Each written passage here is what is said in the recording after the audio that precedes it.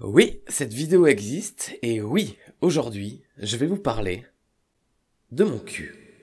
Bonjour à tous et à toutes, bienvenue.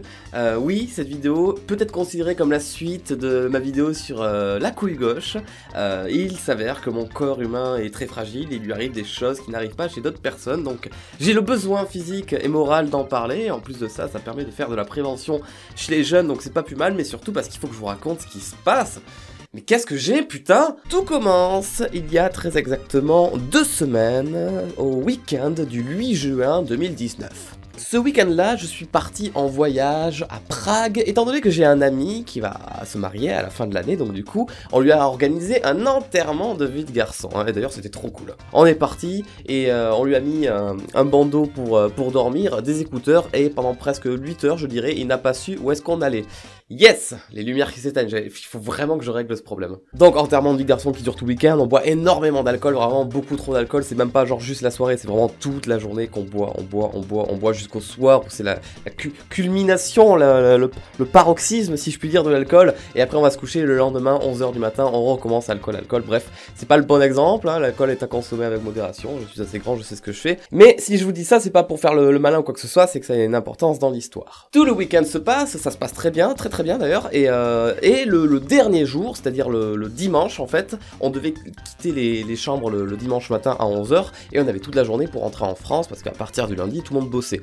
Sachant que l'avion de Prague ne nous amenait pas en France, il nous amenait à Barcelone, et ensuite à Barcelone, on avait 4 heures de route en voiture pour rentrer en France. Donc du coup, c'était vraiment une énorme journée dédiée simplement au retour en fait. Et j'étais pas bien. Voilà, le matin du dimanche, je me sentais pas très bien. Voilà, quand on m'a réveillé, j'étais en mode j'aurais bien dormi 24 heures de plus. Non, je la sens pas là cette journée. Ça va être compliqué. On range les chambres, on rejoint les autres, tout ça, et à chaque fois que je peux, je m'assois, tu vois, je m'assois, ou même je m'allonge, et même je ferme mes yeux. Tu vois, alors que moi j'étais en forme tout le week-end, tu vois, je suis un mec assez chaud, tout ça, je mets l'ambiance et tout, mais là, non, j'étais une grosse merde. Mais je savais pas pourquoi, je me suis dit, bon, c'est sûrement la fatigue, j'ai passé 3 jours à picoler, à faire la fête, aller en boîte, tout ça, donc forcément, au bout d'un moment, le corps ne le supporte plus, et il me demande, vas-y, meurs un petit peu là, meurs pendant 48 heures, histoire de récupérer les forces, donc bon.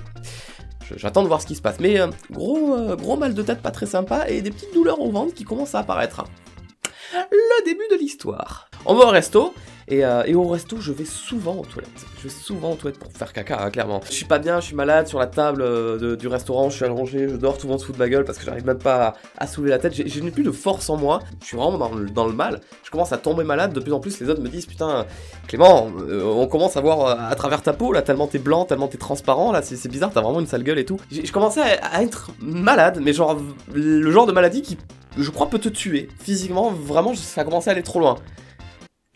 C'était que le début. Non, pas de gueule de bois, pas de symptômes liés à ça, c'est vraiment quelque chose d'autre qui est en train de m'arriver. Des mal de ventre qui continuent, le ventre qui fait beaucoup de bruit, comme des gargouilles, mais c'est pas pour me dire Clément, t'as faim, va manger, non, c'était vraiment des gargouilles en mode Clément, je suis ton estomac et je communique avec toi, c'était juste pour te dire que je décède, voilà, bonne journée Clément, merci. Dans mon ventre, il se passait quelque chose de très méchant. Je crois que j'avais un démon dans le ventre qui essayait de sortir et il se passait quelque chose de pas bien. On arrive à l'aéroport, bon, et là, aux gars, je leur dis non, mais je vais pas prendre l'avion dans cet état.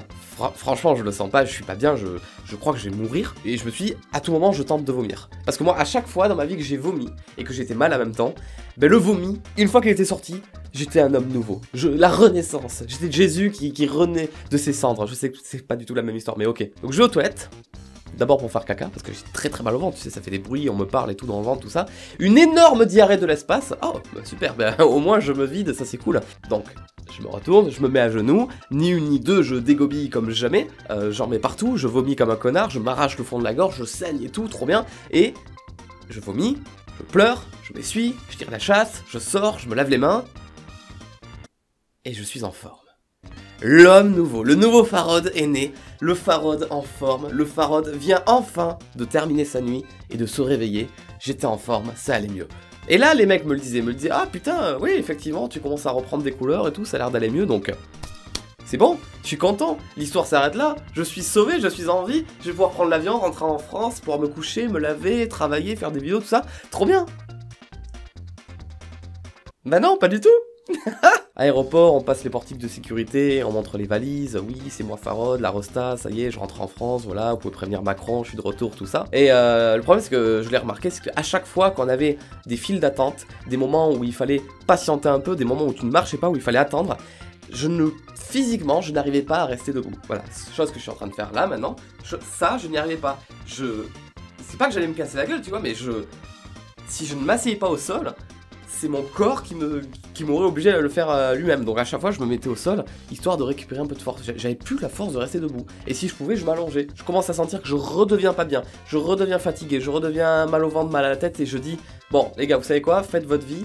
Moi, je vais directement à la porte d'embarquement, et je vais m'asseoir, et je vous attends là-bas quand vous arrivez, on embarque. En fait, je pars tout seul. Je cherche vraiment la merde, moi. Je pars tout seul, quoi. Ouais, ok. Je pars tout seul, et je laisse, on était 15 mecs en tout. Donc je laisse les 14 gars derrière, et je pars tout seul. Je trouve ma porte d'embarquement qui avait ouvert super tôt. J'ai l'habitude de prendre des avions et là j'étais assez surpris qu'elle ouvre aussitôt, donc je me suis dit bah go, j'y vais quoi. Donc je fais la queue, embarquement, oui bonjour, passeport, oui c'est moi, oui effectivement vous voulez un autographe, tout ça, non c'est bon. Et en fait je me rends compte qu'il y a un bus à prendre qui mène jusqu'à l'avion. Et là je monte dans le bus. Et là le bus m'a roulé dessus. Non je rigole, c'est pas vrai. Non le bus m'a tué en mode je suis monté dans le bus et il a aspiré au fond de mon âme toutes mes forces. Je suis mort dans ce bus. Je crois vraiment que je suis mort dans ce bus. Je suis mort très rarement dans ma vie, mais je crois que dans ce bus, ça en fait partie. Je suis décédé dans ce bus. Je me suis assis au sol et j'ai perdu contact. C'est-à-dire qu'il y a eu l'électricité dans mon cerveau, c'est... Voilà, comme un circuit électrique, ça fait... Ah, bah je suis plus là. Je suis plus là, j'étais plus là. C'est-à-dire que j'ai fermé les yeux et je n'existais plus dans ce monde. Voilà, tout d'un coup, j'ai disparu. Parce que oui, évidemment, j'ai dû m'asseoir au sol dans le bus, tellement j'étais pas bien, je ne pouvais pas rester debout. Et ça s'est reconnecté, j'ai ouvert les yeux, et les portes venaient de s'ouvrir devant moi, et il y avait l'avion. Et crois-moi, quand tu commences à arriver dans ce genre de moment en mode, tu ne comprends plus rien à ta vie, mais t'as quand même des responsabilités en mode, tu vas quand même prendre un avion, faut pas le louper, et tout, et que t'es pas assez concentré pour savoir où t'es, ni ce que tu fais, t'as même pas la conscience de flipper. Et en fait, ton corps part en autopilote tout seul. Je vous assure que je ne comprends pas comment j'ai fait pour pas louper l'avion, tout ça. J'ai bougé de moi-même. Et du coup, je me suis levé, normal, j'ai fait la queue, je suis monté dans l'avion. Aucune nouvelle des potes. Jusqu'à ce moment-là, je ne savais même pas si mes potes allaient louper l'avion ou quoi. Et je m'en battais les couilles. Moi, je voulais juste dormir, en fait. Et donc, je me suis mis dans l'avion. Il y a deux gars qui viennent, que je connais pas, hein, qui viennent s'asseoir à côté de moi. Et je m'en fous ni une ni deux. On décolle pas, je m'en fous, je m'endors, tout ça.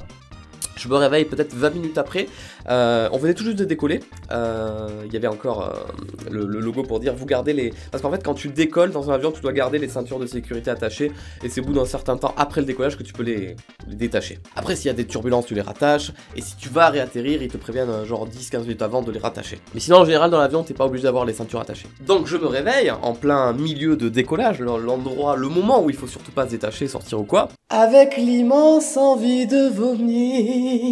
Et avec deux personnes à côté de toi qui t'empêchent de sortir, sachant qu'elles dorment. Ouais, la totale quoi. Je le sentais que ça allait sortir, c'était une obligation, ça devait sortir, mon corps m'obligeait à le faire sortir, donc il fallait vite que j'aille aux toilettes. Donc du coup, je réveille la personne qui est à ma droite, qui évidemment parle pas en français, ni anglais, qui parle espagnol. Putain, va retrouver des mots espagnols dans ta tête, je sais même plus comment je lui dis. Mais ça, c'est comme quand t'es bourré, tu sais, quand t'es vraiment saoul et que tu parles avec des gens qui parlent pas ta langue. T'es le mec le plus bilingue au monde. Mais sans exagérer, c'est pas de l'ironie quoi, tu parles trop bien la langue de l'autre en fait, mais sans le vouloir. Alors que quand t'es sobre, t'es neutre, et ben tu parles comme une grosse merde. Et ben là c'était exactement pareil, j'étais pas sous, mais j'étais extrêmement malade, et je lui ai parlé dans un espagnol, j'étais à deux doigts de danser du flamenco et tout devant lui, je parlais trop bien. Et je lui ai dit voilà, gros, j'ai besoin d'aller aux toilettes, est-ce que ça te dérange de te déplacer, de sortir, bouge ton cul quoi, il faut que j'aille gerber. Et sauf qu'elle avait le troisième monsieur qui dormait, donc on l'avait réveillé aussi, et lui par contre il avait pas envie de sortir, donc du coup on l'a enjambé, lui et moi, donc le mec qui était au milieu de la rangée, il enjambe et il se décale, moi ensuite j'enjambe la troisième personne pour sortir, sauf qu'en fait il fallait que je tourne à droite en fait, pour aller en direction des toilettes au fond, donc le mec était devant moi, celui du milieu, il était devant moi, donc je me suis dit, bon il va se décaler, je vais passer, il va se rasseoir, et non, il commence à marcher en direction des toilettes. Bon, ben, ok, ben alors allons aux toilettes ensemble si tu veux, y a pas de souci. Donc, on marche le long du couloir, tout le monde nous regarde parce que du coup, c'est pas normal qu'on marche le long du couloir quand les ceintures sont normalement attachées.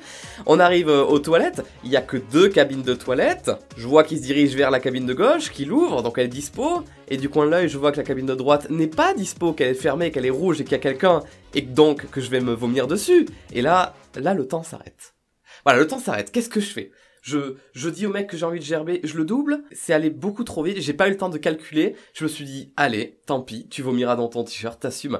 J'ai pas eu le temps de réfléchir que là, il y a eu le steward, le contrôleur de l'avion qui était juste devant nous, qui nous arrête tous les deux, qui fait, ah non, mais vous n'allez pas aux toilettes s'il vous plaît monsieur, vous allez vous rasseoir. La ceinture de sécurité, le décollage, tout ça, vous connaissez les règles, vous allez vous asseoir en fait. Ah. C'était pire que tout. Donc le mec qui était là à côté de moi, ok, je reviendrai dans 10 minutes, je voulais juste pisser, ok, au revoir. Mais moi non, je pars pas. Je pars pas, je commence à m'enlever la veste et à le jeter au sol. Je sais pas pourquoi j'ai fait ça. Il y avait mes clés, il y avait mon portefeuille, ma carte d'identité, mon téléphone, je sais pas pourquoi j'ai fait ça. J'ai enlevé ma veste et je l'ai jeté au sol comme si c'était un signe pour dire au mec je partirai pas. Et je vous rappelle que mon cerveau était en automatisme, en contrôlé, autopilote, tout ça. Et le mec parlait anglais, et je lui ai dit guys, I'm sick, I'm very sick, I go to the toilet now because... je sais plus ce que je lui dis, un truc genre c'est dangereux ou je sais pas quoi. Et j'ai vu qu'il voulait pas et qu'il commençait à mettre sa main sur la porte en mode gros... Tu l'ouvriras pas cette porte, tu iras pas aux toilettes. Et là je sentais que le vomi était en train d'arriver. Et là j'ai senti que tout le monde allait me regarder au moment où j'allais jeter mon pâté au sol. Et donc du coup, dans un élan ultime de lui faire comprendre ce qui m'arrive, surtout que je devais avoir une gueule horrible, j'avais limite les larmes aux yeux et des cernes et je devais être même plus blanc, je devais être vert je pense. Enfin ça c'était la couleur de ma peau ça au moment où je lui parlais. Et je lui fais ce signe là. I'm sick, I'm vomi now. Il m'a saoulé gros, je veux juste gerber, c'est soit les toilettes soit je te gerbe dessus. Donc il m'a ouvert la porte, je rentre dans les toilettes. Évidemment, j'ai le réflexe de fermer derrière moi. Donc, bon, ça c'est toujours été... Je peux avoir la pire diarrhée ou le pire vomi qui arrive dans la seconde. Je prendrai quand même le temps de bien fermer, bien me mettre à genoux. Tu vois, je me mets dans de bonnes conditions. Je baisse la tête, je gerbe ma vie. Et au moment où pendant que je vomis, ce qui dure, je sais pas, 10 secondes, j'entends pas une alarme, mais tu vois, un son retentir dans l'avion, un ting. Et ce ting, je le reconnais très bien puisque c'est le son qui te dit, vous pouvez... enlevez vos ceintures. Putain, tout ça pour ça.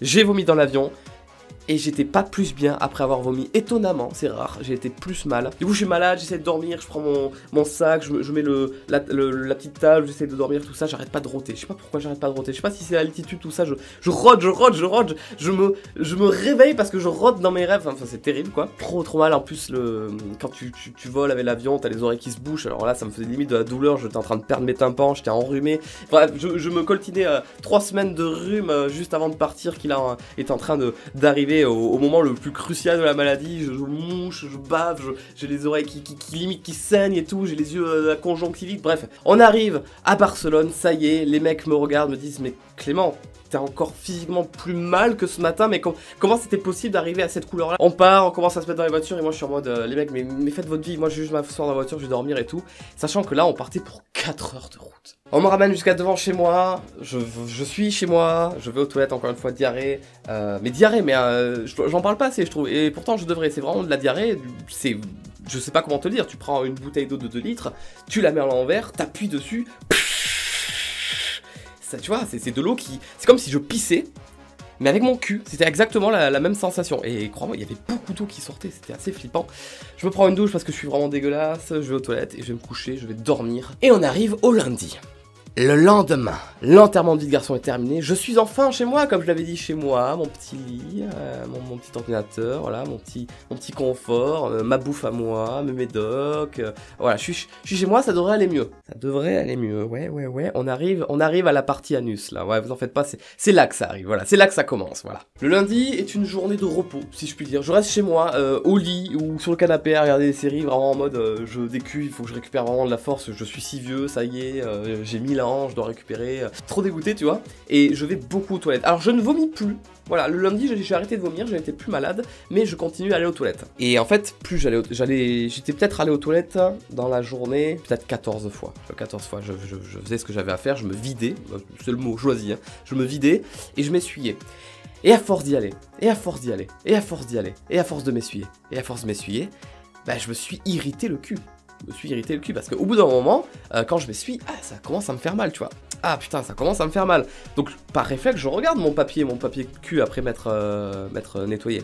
Je regarde, et le papier cul est plein de sang. Il était plein de sang. Et là, je me suis dit, oh putain, je me suis arraché l'anus avec le papier, je me suis irrité, je sais pas quoi. Et en plus, plus j'allais aux toilettes, et plus je commençais à avoir les fesses enfin l'intérieur des fesses, l'anus quoi, qui commençait à pas être irrité, enfin oui, irrité, mais qui commençait à légèrement gonfler. Tu vois, comme s'il faisait une petite réaction. Je me suis dit, ah putain, il fait une réaction au papier et tout, faut que je me calme, tout ça. Et il y a eu un moment où j'ai eu un déclic, c'est quand... Ouais, déclic, voilà, les lumières s'éteignent, super. C'était le moment où je marchais plus droit dans mon appart. Le moment où je marchais plus droit, je sentais que je commençais à avoir une boule au cul. Une boule de l'anus. Mon anus devenait une boule. Normalement, l'anus est tout plat, mais il commençait à ressortir mon anus. Et là, je me suis dit, ça y est, j'ai des hémorroïdes. À savoir que, encore une fois, je tiens à rajouter une petite parenthèse de plus. Ce lundi, le lundi midi, il fallait bien que je mange, je me suis fait à manger.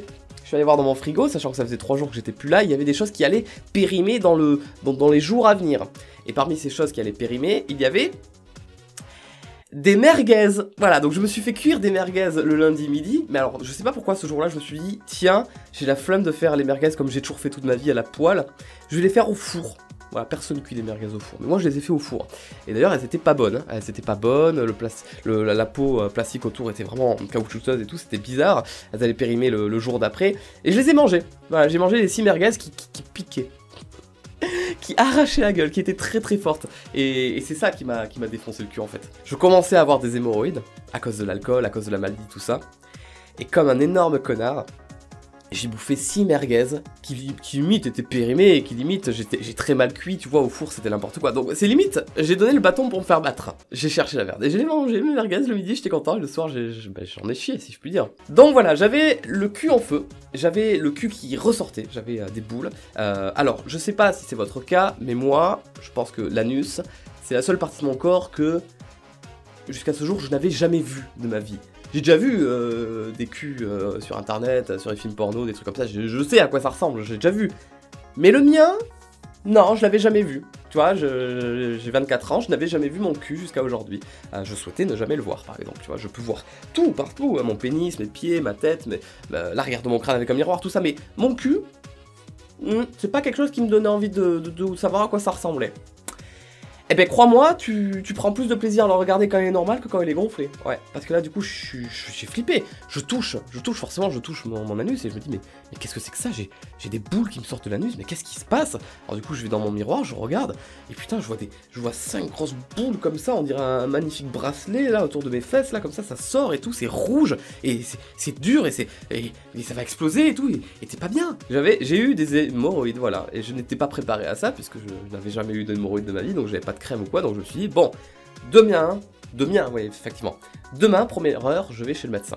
Quand t'as des hémorroïdes, du moins, moi j'en avais vraiment, tu vois, tu peux en avoir un petit peu comme ça et tout, mais apparemment, moi c'était abusé. C'était vraiment, genre, vraiment abusé. C'était fermé, tu ne pouvais plus rien faire avec mon anus ni rien.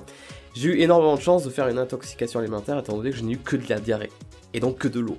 Et donc l'eau ça se faufile comme ça, tu vois, ça passe entre les murs et tout, tu vois. Donc du coup, je peux avoir l'anus bouché de ouf, l'eau passée.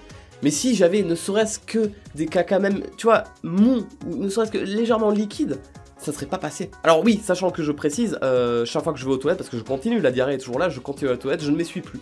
Mais je ne peux pas, parce que je souffre, je saigne, je pisse le sang. Même quand j'avais la diarrhée, il y avait du sang qui coulait de mes fesses comme ça. Waouh, t'es en mode, mais tu vas crever du cul, tu vas mourir à cause de ton cul, tu te rends compte Clément? Donc du coup je ne m'essuie plus, parce que c'est beaucoup trop sensible. Je préfère rester à poil, marcher en titubant comme ça jusqu'à ma douche, aller dans la douche, me mettre le pommeau de douche dans le cul comme ça, me laver les fesses avec de l'eau, parce que je ne pouvais plus me toucher les fesses avec du papier, c'était impossible. C'était tellement abusé dans les fesses que c'était limite, je sentais mon pouls dans mon cul, je sentais mon cœur qui battait dans mon cul. Si je me concentrais bien, tu sais comme quand t'as une douleur ou t'as quelque chose qui est chaud sur le corps et tout, t'entends le... Mais dans le cul! Je reprécise encore une fois que je me traînais 3 semaines de maladie à base de rhume, d'oreilles bouchées, de tout et tout ça. Ah oui, je toussais. Alors, vous le savez peut-être pas, mais quand vous toussez, c'est-à-dire comme ça là, vous contractez le cul. Vous pouvez essayer, vous pouvez simuler tousser, allez-y, faites-le. Il y a un truc qui se passe dans vos fesses. Il y a le cul qui fait ça, comme ça, qui se contracte légèrement quand vous toussez. Et je toussais tout le temps. Et je me contractais le cul tout le temps. Et chaque fois que je toussais, je faisais... Ah, bref, le lendemain, mardi matin, je vais chez le médecin. Bonjour madame, enchanté de vous rencontrer, je vais vous montrer mon anus. Voilà, je lui dis, je pense que j'ai des hémorroïdes, voilà, j'ai fait ça, j'ai bu beaucoup d'alcool, je suis un connard, j'ai mangé un truc avarié, j'ai mangé des merguez, oui, je suis masochiste, qu'est-ce qu'on fait maintenant et tout. Et là, elle me dit, bon, bah... montrez-moi ça.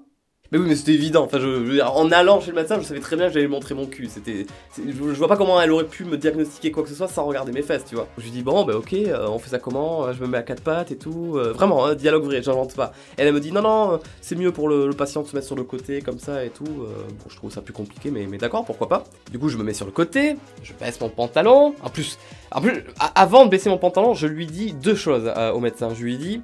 Déjà, sachez que depuis hier soir, je ne m'essuie plus, que chaque fois que je fais caca, je me lave à la douche. Donc il se peut qu'il y ait des restes. Il se peut que ce soit sale, je suis désolé d'avance. C'est comme l'histoire de la couille, hein, quand tu es en danger, hein, pour quelque chose de ce niveau-là au corps, il n'y a plus de question de gêne. Le malaise, la gêne, non, ça n'existe pas. Tu veux qu'on te soigne, tu fais tout, tu te mets à poil, tu fais tout ce qu'on te dit de faire, tu le fais. Donc il n'y a plus de malaise de dire oui, je fais caca, tout. Non, non, ça n'existe pas. Donc du coup, je lui dis, voilà, peut-être que c'est sale, je m'excuse, oui, j'ai des poils au cul, excuse-moi, je ne me suis pas rasé, voilà, tu n'as plus rien à foutre à ce moment-là, tu lui dis tout, elle lui dit mais pas de soucis, vous savez, j'envoie des vertes et des pas mûrs, tout ça, allez-y, montrez-moi voir ça, elle commence à... Oh mon dieu, c'est ça. Je soulève ma fesse, elle regarde, et sa première réaction c'est... Oh, mais vous avez une fissure anale. Quoi? Elle me dit, oui, effectivement, vous avez des putains d'hémorroïdes, belle compétition, tu vois, haut level. Et en plus de ça, vous avez une fissure anale. C'est un truc de fou, une fissure anale, mais comment ça peut arriver? Alors évidemment, elle commence à me demander, est-ce que vous avez eu des rapports sexuels dans le cul, tout ça? Je lui dis, mais non, non, pas du tout, c'est pas ça. Bon, et ben du coup, elle me donne des médicaments, elle me donne de la crème, elle me donne un truc pour l'otite, pour le rhume. Bon, j'en ai profité, j'ai dit, je lui ai donné toutes les maladies que j'ai depuis 4 ans, là, je lui ai dit, allez, on soigne ça, on soigne ça. Non mais tu sais quoi, maintenant, fini le papier cul maintenant, c'est terminé le papier cul. Moi, je vais investir dans des toilettes japonaises, je vais installer des toilettes japonaises, je vais avoir un jet d'eau qui me rentre dans les fesses et tout. Pas trop puissant, parce que sinon, il va rentrer dans ma fissure anale et ça va faire super mal ça. Non mais attends, c'était un truc de fou, pendant les 2 jours qui ont suivi, à chaque fois que je pétais, j'avais mal. Ah, j'avais mal, c'était trop bizarre. Et on en vient maintenant à la prévention. Déjà, la première chose que je vous conseille, ben, achetez-vous une crème contre les hémorroïdes, parce qu'on sait jamais quand ça peut vous tomber dessus, et quand ça vous arrive, ben moi regardez, il était minuit, 1h du matin, je pouvais pas aller en acheter, donc du coup ça aurait été cool d'en avoir à côté de moi, peut-être. Allez-y, ben, étonnamment, allez-y mollo, avec le mélange alcool, épicé et intoxication alimentaire. Et ouais, et si vous sentez qu'il vous arrive des petits problèmes dans le cul comme ça, ben réécoutez ma vidéo et réécoutez mes conseils, des choses à faire et des choses à pas faire, voilà. Oui, non, mais je rigole avec la prévention, mais c'est vrai, hein, sachez que quand j'ai fait la vidéo sur la couille gauche, il y a eu tellement de gars qui sont venus en privé me dire qu'ils avaient vécu la même chose, ou alors que dans les jours ou les semaines à venir, ils avaient cru vivre la même chose et qu'ils sont allés en parler à leurs parents ou à un médecin, qu'ils avaient bien fait, et que si j'avais pas fait cette vidéo, ils auraient pas eu les couilles de le faire. Donc du coup, si, je sais que c'est hyper gênant pour certaines personnes de m'entendre parler de cette façon de mon cul, de mes couilles, tu vois, c'est bizarre parce que pour certains j'ai l'image de Farod, le mec un peu cool, sympa, timide, qui fait du jeu vidéo, mais ça, si ça peut permettre à certaines personnes de se décoincer et d'avoir un dialogue un peu plus ouvert et moins gêné, parce que là on parle quand même de... On parle pas d'être vulgaire ou pour être vulgaire, on parle de santé, clairement, c'est des choses de santé, on n'est pas censé être gêné sur ces points-là, il faudrait pas l'être. Et l'être peut amener juste à des problèmes, hein. T'es une fille, il t'arrive des trucs dans le minou et tu sais pas ce qui t'arrive et t'oses pas en parler, ben c'est juste dangereux pour toi, parce qu'en fait tu n'oseras pas en parler et peut-être que tu vas contracter quelque chose, tu vas avoir des kystes, tu vas avoir des boules, tu vas avoir un cancer, genre ça, et il faut pas être gêné parce que c'est le cul, c'est le sexe, tout ça. Non, je pense qu'il faut savoir s'ouvrir quand c'est... S'ouvrir, non, c'est pas le bon mot, mais ne pas avoir honte de parler de ça quand c'est important, quand c'est lié à la santé ou ce genre de choses. Donc, si ma vidéo peut permettre d'ouvrir un peu les esprits par rapport à ça, ben, génial quoi, super. Voilà, c'était l'histoire de mon cul, j'espère que ça vous a plu. Entre ça et ma couille, je vois vraiment pas quel pourrait être l'épisode 3, mais je pense que mon corps pourra me surprendre. J'aimerais bien qu'il se calme un petit peu mon corps, parce que là il commence à me faire des trucs un peu trop bizarres à chaque fois. Voilà, c'était la petite story time sur mon cucu. À très bientôt sur YouTube pour de prochaines vidéos. Bisous et ciao.